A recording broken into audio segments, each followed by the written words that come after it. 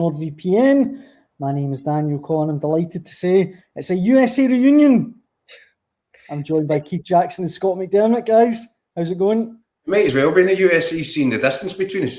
We'll be back in the all new, all singing, dancing studio, and here we are back to the COVID vibe. That's it. I'm happy with you, Daniel. Scott, how are you? I'm good, Dan. I think after America, I think we probably needed that wee bit of time apart. I think bit of breathing space. I think absence makes the heart grow fonder, so I'm delighted to be back with you. And there's plenty for us to talk about as well, plenty for us to get stuck into. Rangers transfer chat coming up. Obviously, Hearts, massive game for them tonight. Although I wouldn't hold out much hope. We'll hopefully be joined from Tynecastle by Fraser Wilson. But please, sorry? Send Fraser a link. He's got a link, don't worry about that. He's all set. Just making sure you're charged and top of your game here, son. Aye, don't you worry. All taken care of. He'll join us hopefully soon, but best place for us to start. Keith, we talked about it a lot last night, but Kasper Hogh is officially a Celtic player. Yeah, and as I said last night, Daniel, if I'm a Celtic supporter, I'm very excited by this signing. Not only has the club shown the ambition that Celtic fans have been looking for in terms of being prepared to go the extra yard, I think they've probably paid a wee bit more than they initially had expected to pay for this player.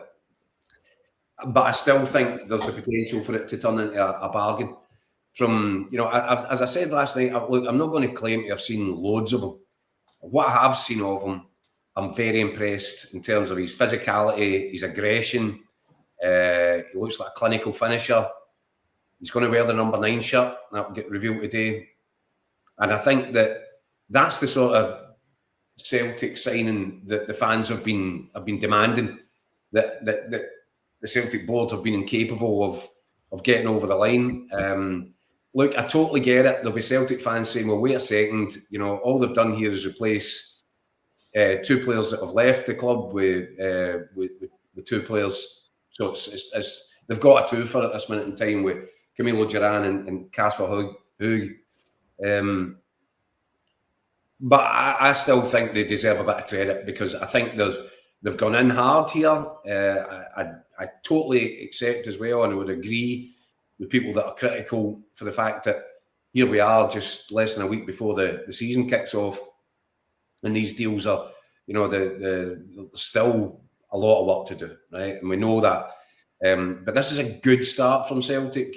The question, as we were saying last night, Daniel, is what happens next? Because, and I said it last night, there is always the feeling with this Celtic board that there's complacency around the next corner. They can't be complacent this summer. There's just too much for them to do.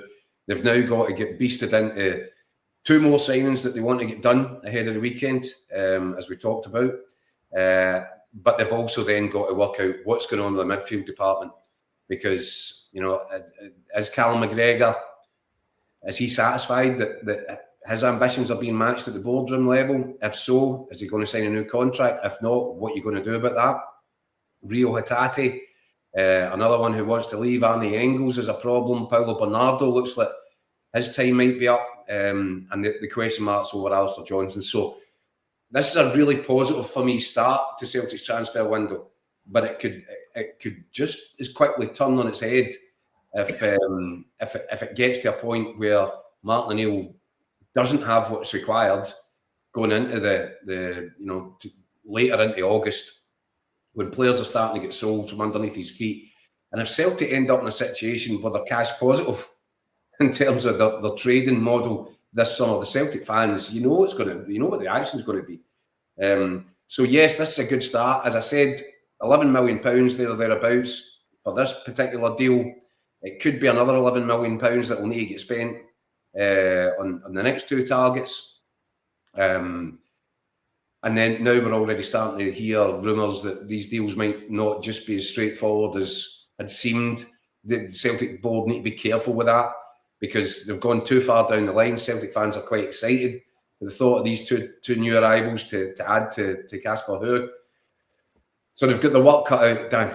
But this, I think, having battered them over the head for so long, you've also then got to realise they have lived up to their side of the bargain with this signing. What comes next? They've been accused a lot, Scott, Celtic, the board, of buying project players. But when you look at Camilo Duran and Høgh, the teams that they scored against last year in the Champions League, combined Man City twice, Inter, Atletico Madrid, Eintracht Frankfurt twice, Newcastle, Ajax, Benfica. I mean, they're two ready-made Champions League strikers. I totally agree, Dan. And I agree with a lot of what Jacko said. I mean, it has been a bit slow and a bit laboured for Celtic in terms of the recruitment. So you can understand fans' kind of frustrations. But these two guys, they've went and signed two proven Champions League strikers for a combined 15, 16 million quid. That's a decent start to your window, albeit maybe a wee bit late. And Jacko's right that the midfield obviously has to be addressed. Obviously, they're after the boy Bauer, who could come in and strengthen that department. But I just think, with the two strikers coming in, the calibre of them. And when you look at the defence, and I know they need to add defensively as well, they need cover in certain positions. But I just look at Celtic now and I look at that back four. First back four, Johnson, Carter, Vickers, Trusty, Tierney. Two strikers up front, Duran and Høgh. I mean, that's pretty decent. That's pretty decent. I mean, Jacko says there's still a lot of work to be done, especially in the midfield area. But when you just look at that back four and those two strikers, I think it looks okay. A lot will depend, obviously, as Jacko says, when players get out. Will Engel still be there? Looks like Hatate will be away.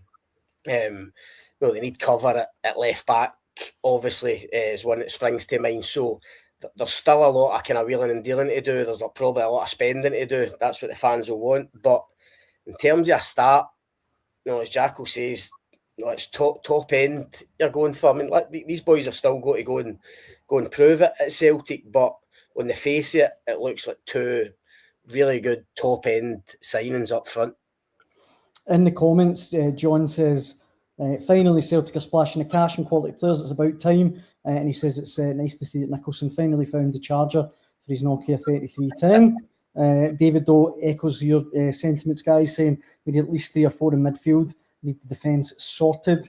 One player, Keith, who won't, it looks like, be coming back soon, anytime soon rather, for Celtic, is Benjamin Arthur. We had the story online before we come on air that Celtic have made a bid to bring him back on a permanent basis from Brentford, but it was immediately thrown out.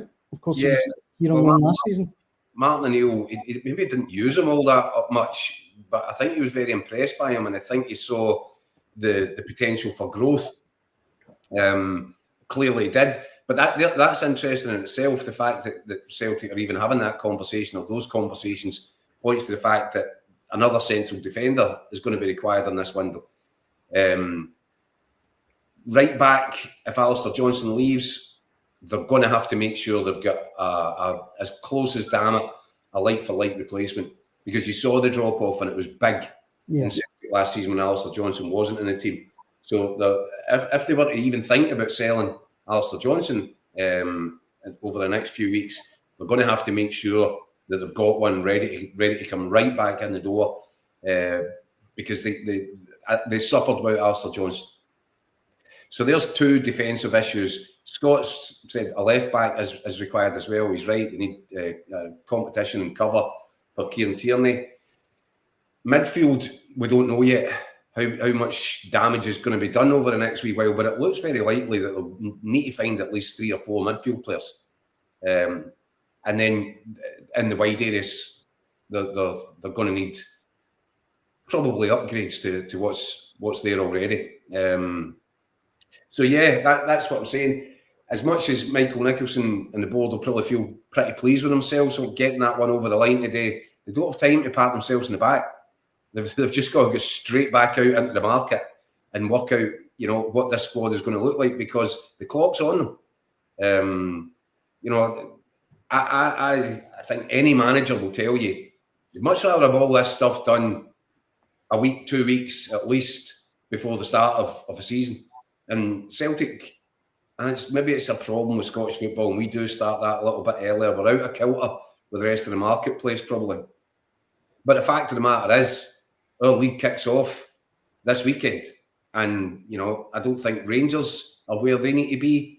And Celtic, given that whole raft of potential changes that's around the corner, they're nowhere near it either. So, what happens in the transfer market between now and the end of the month is going to be fascinating, and it's going to have a massive impact on what this season's title chase looks like. In the comments, Scott Pegleg says, we know this board will only bring someone in until they've sold someone. It'll be last-minute madness again. Marzuno, I think tongue-in-cheek, says Michael Nicholson will be unfurling the flag on Monday at this rate. As Keith kind of said there, it can't be back to, they can't just pat themselves in the back, right, broke the transfer record, that will do us. This is still a team, a squad that needs serious surgery, and quickly. No, they do need to get a move on, Dan, but I suppose the flip side of that is there's no point getting out and signing people, no panic buying. Do you know what I mean? I'm sure we'll probably touch on that later with Rangers, who are kind of desperate to get bodies in before the start of the season. But no, as long as Celtic, I was going to say as long as Celtic have got a strategy, have they had a strategy in the last couple of years when it comes to transfers? I'm not sure, but of course they need to get a move on. No, the fans are demanding it. The season will be upon us before we know it. And no, there is a bit of surgery required, but again, can I probably have to wait to see who comes in for their players? No, does Engels leave? Does Hatate leave? No, do people come in for Alistair Johnson? Does anybody come in for Benjamin Nygren? There's a lot of imponderables still to happen in this window. And look, of course, the midfield needs a lot of work, but they'll probably still get into the first game of the season with Callum McGregor, Benjamin Nygren, and Arne Engels. Probably, I would imagine on Monday if they're all fit and available. No, it's still not a bad midfield. As I say, will they still be there at the end of the window? We don't know that yet, but no, I think they'll be okay just now. But of course, no, there has to be a bit of urgency as the window goes on, because things will start happening, things will start moving, and Celtic need to be ready to react. And the guy's right. Celtic fans have seen this too often. They don't want to be sitting on deadline day scrambling about trying to fill their squad, because I don't think it's worked in the past, and I don't think it'll work in this window either. Scott, if you're doing your recruitment right and you've got a properly functioning recruitment department, all these targets for this summer should have been identified some time ago. The work should have started as soon as last season ended, and Celtic are guilty of that repeatedly. They're repeat offenders when it comes down to being slow out the blocks in the transfer market. I'm going to give them big credit for the moves that they've pulled off today and what they hope to move, which they hope to pull off over the next few days. Let's see if these moves do materialise. But really, I think whatever way you look at it, it's not satisfactory. I don't know how you can get to this point, and I accuse Celtic's board of operating like short-term FC last season. Well, if what you're saying to me is here, well, it's all right up until the end of August. It'll be okay up until the end of August. Well, it doesn't get any more short-term than that. I know. And Celtic really had to do their pre-planning better than this. Aye. And there's danger that it becomes frantic and scattergun again. And the Celtic board don't need a window like that. I think they've made a really positive start, but they have to go on from here. They can't just rest on their laurels. They need to go on. They need to show that actually there is strategy. They do know what's happening with Engels. They know how much money they're likely to bring in for Hatate. They know where it's going as soon as it's in. Well, even if, I think one of the points there is right as well. Don't wait. You don't need to wait. If you're pretty sure that these guys are heading out the door, then bring in the guys that are going to replace them sooner rather than later. There's Champions League qualifiers to negotiate, and I really, and again, I'm going to throw in the word complacency. Celtic can't be complacent about this league title anymore, because they came within a few minutes at the end of last season of losing the league title. So don't just make the assumption that I could be all right. We've got Martin O'Neill and we'll find a way of winning this league again. It's not going to be like that. The guy that pushed Celtic to the very limits last season on a Hearts budget is now operating on the other side of the city with a vastly inflated Rangers budget. So this challenge is real, and first and foremost, Celtic have to, rather than think about kick it down the road and think Champions League, no, this is, you're going to be in a battle this season for domestic supremacy, and you can't be slow at the blocks. They've been a little bit sluggish. They've done good work today, and I expect them to do more good work over the next couple of days. But now, you know, as I said, the real trick for this Celtic board is to say, look, do you know what? We have had a moment of clarity here. We realised, we accept that the previous windows haven't been right, and this one's going to be completely different. They've started in a manner which says that is a possibility this time. But you're always worried with this Celtic board that they'll make the same old mistakes all over again. And ultimately, as much as we're praising them for these two signings, in terms of the timing, you've got to think that, no, these two deals for the strikers, they probably could have been done earlier than 6 days before the opening day of the season. Surely you would. I know there's lots of things involved in these transfer deals, but surely, no, they could have got at least one of them done before this close to the opening day of the campaign. So, that's where they've been a bit sluggish and a bit slow. And you're right, they're probably not giving themselves as much time as they should. But as you say, that it looks as if they've got it right with these two, but they can't rest in their laurels. They need to go and back it up now. And as Jacko says, they need to anticipate what's going to happen in terms of outgoings and be ready to pounce with what you would hope would be a list of targets that's kind of set in stone anyway, and they're not just reacting to things and scrambling about at the last minute. Yeah. Across the city, we mentioned Rangers there. Two names that have popped up today, Scott, that they've been linked with quite strongly. Olwethu Makhanya, the 22-year-old South African centre-back, and Jahnoah Markelo, who is the... Having a laugh with me, innit? I was saying last night about how difficult this can be if you've got any sort of problems. And now these guys, the Scrabble champions, are getting thrown at us here. I mean, your loyal Muppet says the South African player looks good, need more wingers. I suspect he's saying South African player because he couldn't pronounce his name, which I've been struggling with all afternoon. He just needs to write it. He's one of my problems. So your loyal Muppet says he looks like a good player. Darren says Rangers, if they get two wingers, they'll win the league. Rangers, is he okay? Says we need to shift some midfielders and some of this dead wood. We need 3 or 4 quality additions to supplement the signings we've already made. We're crying out for some width and creativity. So first of all, Scott, the two names today, what do you think? Is there anything in them? Makhanya, I think will sign. Dan, I think there's a deal in place. I think he's actually in the UK at the moment, ready to get a medical. So I'd expect that to get announced certainly in the next day or two. £3 million, $4 million, I think, for Philadelphia Union, 22-year-old centre back. Derek McInnes has been saying for a wee while now he's been short on defenders. I mean, if you take John Souttar out the equation, and he seems to be out the picture at the moment at Rangers, then he's basically only working with Emmanuel Fernandez and Ben Godfrey as his two natural centre-backs. So he needed cover in that department.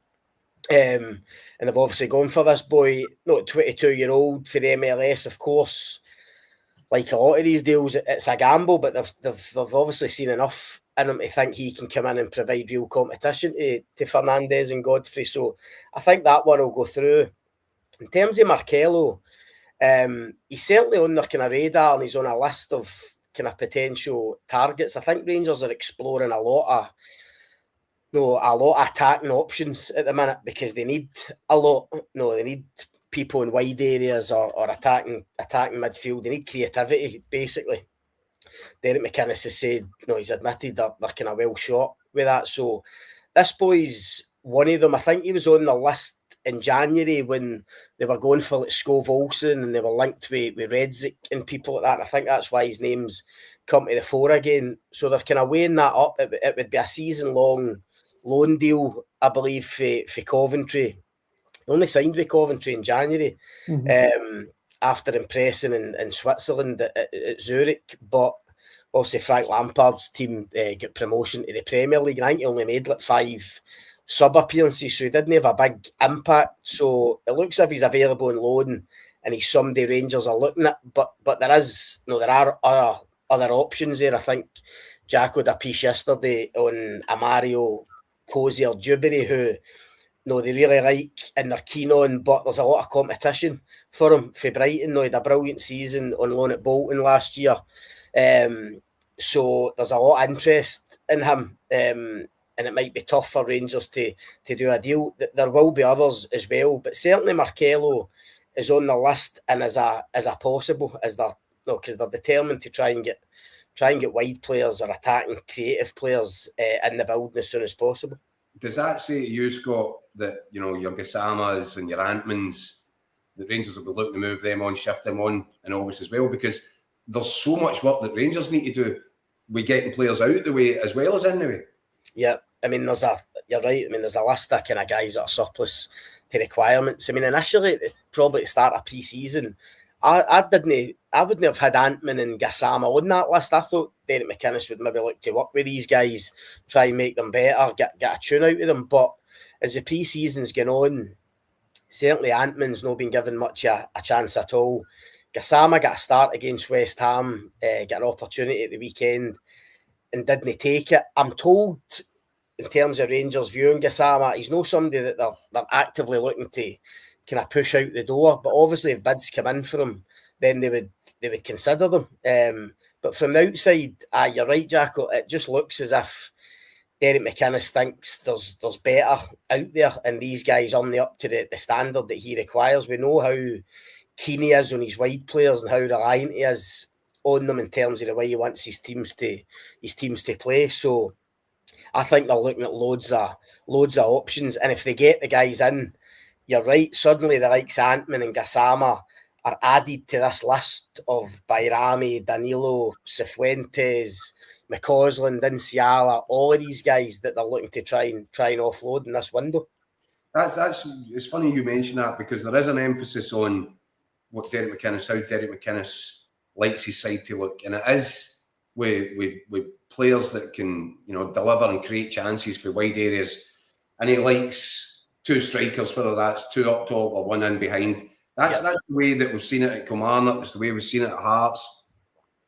But in order for that to function, what you need, or what he needs, is a wide men, wingers who can be trusted to produce 9 times out of 10, not 5 or 6 or 4 or 3 times out of 10. He needs a level of consistency for these players. That's why I'm looking at the Coventry one, Markelo, and I'm thinking, is that Derek McInnes sort of a identikit winger? A guy that's played a handful of substitute appearances. I think in an ideal world for Derek McInnes, he'd want something more tried, tested, somebody more certain that he can hang his hat on. Yeah, I think what Rangers would say in terms of Markelo is, they accept that he's no had an impact at Coventry, but as I say, they have been watching him since he was at Zurich, and I think he did reasonably well at Zurich. That's what got him the kind of 4 million move to Coventry in the first place. I think his numbers were decent. Daniel maybe no better. I think he had like 6 goals, 8 assists or something, the Swiss Super League last season. So they've probably looked at that and thought, no, he could do a job for them. But I agree, it's a gamble, and I thought McInnes would look for somebody, or would want somebody more reliable, ready-made, proven. And obviously, the names like Czerny and Mikey Moore don't go away. And these are guys, who knows, Rangers might need to wait later in the window to try and get these people. But these players, but how long can they afford to wait? So, those guys would be more guaranteed, I think, to come in and hit the ground running. Markelo, I think, again, would be a gamble. But he's certainly on the list. And you're totally right, Jacko, in terms of the wingers in a McInnes team. We look at Rangers' 4 strikers, Shamiti, Shankland, Majowski, and Adiri. I mean, on paper, Rangers should be scoring freely. I mean, goals galore, if you provide these guys with service. But obviously, in the first couple of friendlies, there's been very little clear-cut chances in these games, and that's frustrating Derek McInnes at the minute, and it's why he wants to strengthen so much in the attacking areas, because you probably know Derek better than me, Jacko, but with all his teams, I think he looks to sort the defence out first, make them compact, make them solid, make them hard to beat. And once he's got them in a well drilled and in a rhythm, then he'll just add the creative bits. I think that's what he's looking to do now. I thought against West Ham at the weekend, Rangers were a lot more solid and compact than they were against St Etienne. I thought it was a big improvement. Didn't give away a lot of chances. And that's what he'll want getting into the Premiership season. But it's now about adding the wee bits of creativity and invention and width that he needs to supply these strikers, because there's no point in having these 4 strikers if you're basically got 2 central midfielders playing out wide and don't get deliveries into the box. So that's something he'll be desperate to address. There's 2 other little bits of Rangers stuff that I want to get your take on in the comments. We talked about this last night, Keith, and I know you said wages would be a big stumbling block. But just to me, if they're going to push the ball out for a winger, Rangers, Cherny would be an absolute no-brainer to me.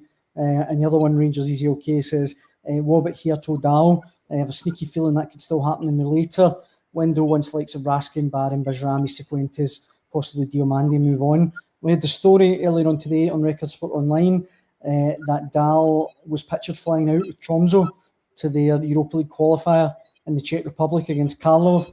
So he's still involved with them. Doesn't look like anything's particularly imminent. Look, I'll defer to Scott on it, but what I would say is this. I think that Rangers have explored this one. I'm not sure that it's one that like, for example, the winger we're talking about, Coventry.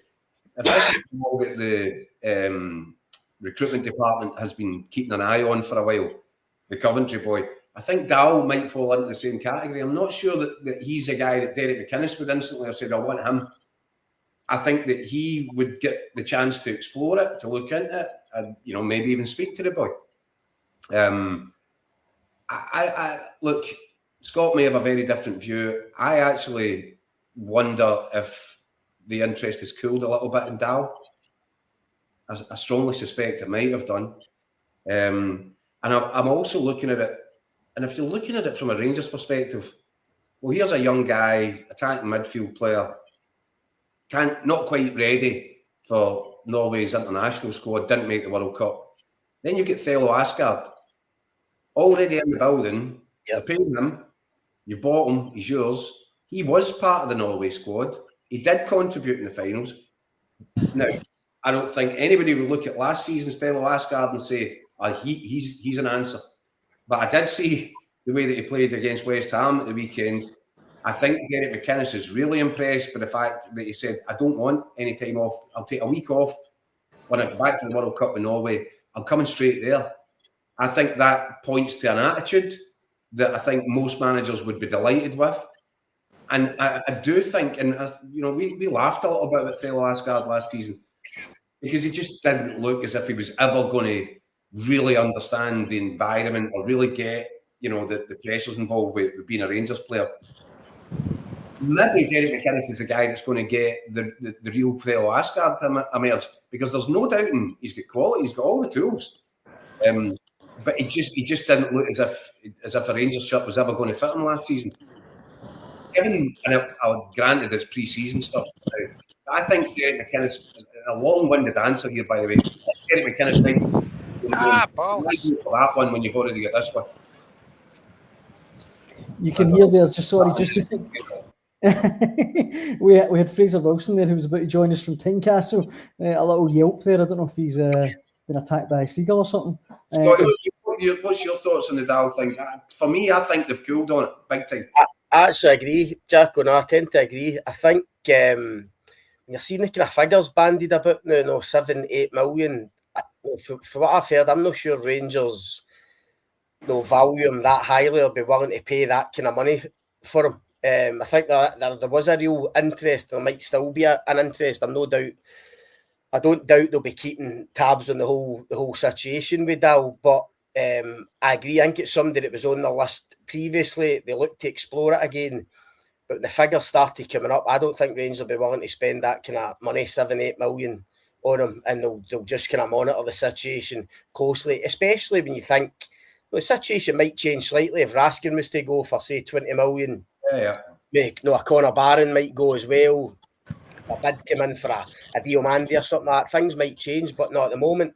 I agree. I think it has probably cooled. And I actually agree with you on Asgard, Jacko. I mean, I was really critical of Asgard last season in his first year at Rangers. Just didn't think he produced enough. Looked kind of incapable of adapting to the Scottish game, and it was difficult to see how he was going to progress at Rangers. But as I say, early signs, it looks as if he's come back with a bit between his teeth. Derek McInnes talked him up, I think, after the St Etienne game when he came on and took the penalty. And I think he could have a big season for Rangers. If he stays fit and McInnes can get the best out of him, then I think might be a different campaign for Tello Asgard. If he produces what you think he's capable of on a consistent basis, it would almost feel like a new signing for Rangers, because last season it didn't feel as if he was contributing that much at all. Away from Celtic and Rangers, guys, it's a huge night for Hearts. We've got Fraser Wilson for Record Sport, who's at Tynecastle. Fraser, was trying to introduce you there, but then you dropped off. I don't know if I hit the wrong button, pal. Not the first time. Obviously, huge night tonight, Fraser. Do you hold out any hope that Hearts can launch any kind of comeback? Look, it's sitting somewhere between a tall order and Mission Impossible, isn't it? I think, if you're asking me, by the way, you've timed this perfectly. I think there's a Sturm Graz march coming here with their ultras. It's towards the latter. It's pretty much Mission Impossible. I know Wouter Rankin has been saying all the right things, trying to drum up positivity, and I know the players were briefed to within an inch of their life to follow that mantra. But a 4-goal deficit to a team, all right, not a top-level Champions League team, but a team with the quality of Sturm Graz, who can pick them off in the counter as they did last week in the second half. It's just too much to ask. I think Hearts fans are looking for something to hold on to grasp onto here, something tangible ahead of the Premiership start on Saturday against Aberdeen. A good win here, a 1 or 2 goal win to bring some positivity to the ranks. I think that'd be a good night's work. Just turn round here, I might see something in the background coming round the corner. Nice one. Well, while we're waiting on that, Kenneth says in the comments, guys, Hearts have lost 6 first-team players: Shankland, Devlin, Kent, Steinwinder, Baningame, Schwolo, obviously Derek McInnes as well. It's going to take time, and Stuart Finley's not playing at the minute. Halkett's out injured. You've basically torn up all the Hearts team and started again. Everything they were last season under Derek McInnes, they weren't in Graz last Tuesday. Now, that's not just style of play. I mean, the goals they conceded for set pieces, that's what they were not doing last season with Craig Halkett, Stuart Finley, McEntee, all drilled to within an inch of their life to defend their box. Hearts, I lost count how many times I talked last season about Hearts looking like they enjoyed defending their box under pressure. That's a sign of a team that are happy to sit back on a lead and are confident of sitting back in the lead. But last week, for all the good work in between the boxes, and incredibly, Hearts had 67% of possession last week and lost 4-0.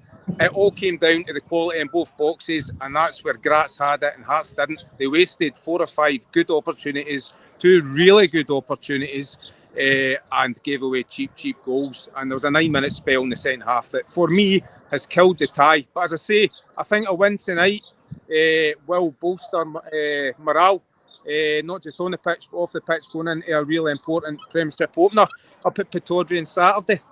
I tell you what, Fraz, while we're waiting for the Ultras to drown you out, see if they defend anything like the way they defended in that first leg. They're on for a difficult night. They're on for a punishing night tonight again. And the last thing you need before the start of the domestic season is to come off the back of 2 wallopings in Europe. And I think there's a real concern given what I saw in Graz last week. If they play like that again, if they defend their penalty box the way they defended it, as tamely, as meekly as they defended that last week, I think they could get on the wrong end of another pretty sore result tonight. And that's no way to start the season, given the way the previous one ended.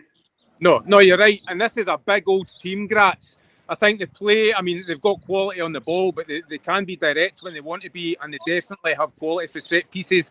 I don't know, the team lines are just dropping, so I imagine Ota Kitchfili, their kind of star man, a man who was dubbed yesterday by his manager as the best player in Austria. I think he probably will be back in the starting lineup. He missed the whole of pre-season through injury, but he's got real quality for dead balls, and he proved it when he came on at half-time last week. And within, 9 minutes, his corner led to the crucial second goal. So Hearts have to be a whole lot better defending set pieces. But it's going to be difficult because they're going to have to go for the throat really for the start here if they're to have any chance of clawing this back. And that's going to leave spaces that Graz will absolutely gobble up. They will love to hit in the counter. It's just such a tall order here. I can't see how Hearts turn it around. The Hearts team's actually just dropped. I'll quickly read it out. Schwallow goals, Kingsley, McEntee, Miller, Braga, Spittle, Milne, Guendouzi, Altena, Fagan Walcott and Kizaridis. I mean, still a pretty strong Hearts team. Scott, I wish you could put them out in formation order, that would help. So Kingsley's left centre-back, Harry Milne in there at left-back. Yep. Right, so Kingsley's coming from a cart at left centre-back. Looks that way. Altena at right-back instead of Borskrevnik. And Guendouzi, right, so there's a little magician in behind Claudio Braga. He could be a difference maker. He came on late in Graz last week. He's looked good, very lively, constantly on the move, and looking for wee pockets of space, looking to split defences with wee passes. I saw him, fair enough, at Zabroff away 2 weeks ago tonight, but he looked the real deal. Interestingly, at the end of that, Rankin was happy with him, but wanted more. He wanted numbers, he wanted assists, he wants goals from him. He's instantly putting pressure on him to come up with a final product. So no better place to do it than in a European tie in front of a packed Tynecastle tonight, because this is the first competitive game here since that Wednesday night when Hearts dealt with Falkirk and it was all kicking off at Fir Park. You'll remember that one, the penultimate game of the Premiership season. That night it felt like Derek McInnes's Hearts were on the cusp of becoming Premiership champions. So much has changed in the 2.5 months since then. So much personnel more than anything, as we all know. So it'll be interesting to see just what they produced tonight. This place was magical last season. It was a real joy to come and work here. I hope it's the same tonight because they need something positive. I know you're getting drowned out and taken apart by the wind now, Fraser. Before we let you go, do you think Hearts will get a result tonight? I hope they get a win. It's not beyond the realms of possibility they can win this by a goal. I think that'd be a good result. Let's not forget, Sturm Graz will have a bigger budget. They're more kind of used to this level of European football. No excuses for what happened last week. I just think Hearts need a real positive night to give the supporters something tangible to grasp onto ahead of going to Pataudry. Then they'll drop into Europa League, which is maybe more the level for this season. Let's be positive and say maybe a 2-1 or maybe a 2-1 victory, Daniel. Brilliant. Well, whatever happens, Fraser, I hope it's an absolute cracker for you. Well, thanks for joining us in the Hotline Live. Right, thanks, lads. Cheers, Fraser. See you later. Record Sports' Fraser Wilson there from Tynecastle. I was going to say there, Scott, that's still a pretty strong Hearts team. It is. I was just going to ask, you maybe know, I mean, Hearts obviously lost their set-piece coach to Celtic in the summer. Did they replace him, Daniel? I mean, did they get somebody? It's a very good question. I'm not sure. Because I just couldn't believe how poor they were at set-pieces in the first leg. No, you associate that Hearts team last season being so strong at dead balls, defending and attacking. And you think of that first goal last week, a long throw-in. I mean, not even a touch on it. I mean, first contact is a goal for a long throw-in, just unforgivable at that level. So that's something. Do you know what worried me, Scott? What worried me was you're spot on. You cannot lose a goal like that at that level. You can't lose a goal at amateur level, right? What worried me was because accidents happen, freakish things happen in games. We all know that. About 3 minutes later, the same thing happens again. And the ball goes into the back post and nearly scores. It happened over and over and over. That's the concern. Because you can allow for one mistake.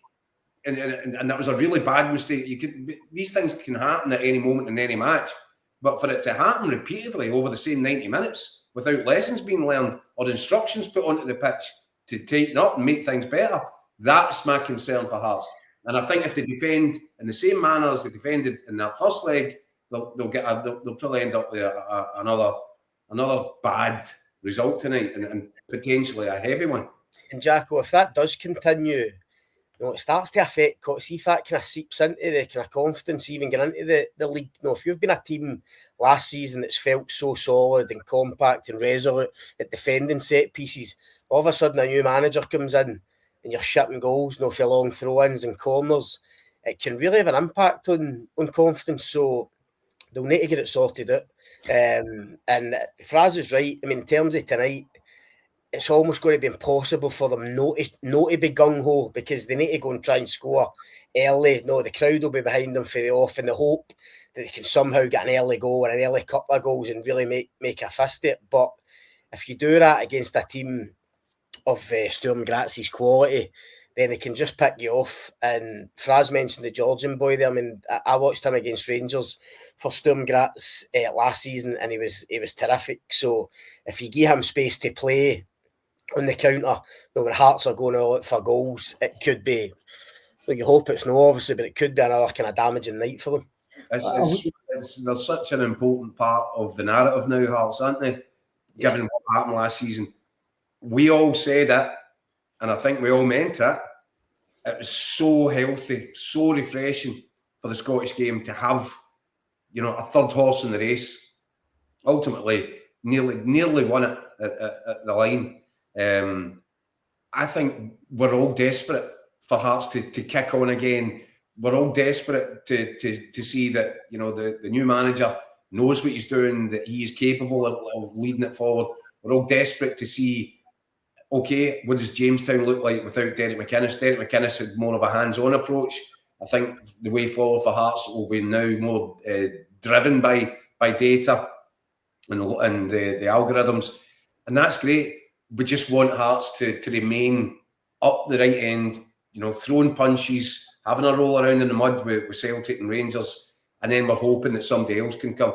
What I think would be criminal would be if Hearts kind of go into a straight regression from last season. That's why I'm a wee bit worried about what happens tonight and how it then goes on to affect them once they start the season. Because you are looking, they should have the quality to go the distance again this season. Not saying win the league, but be up there and be in the fight.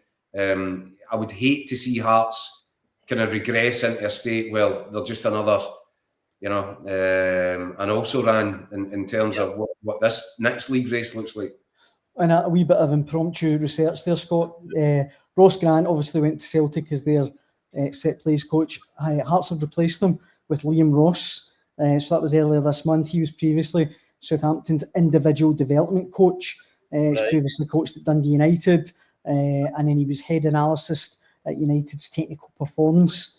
He was then at Swansea City.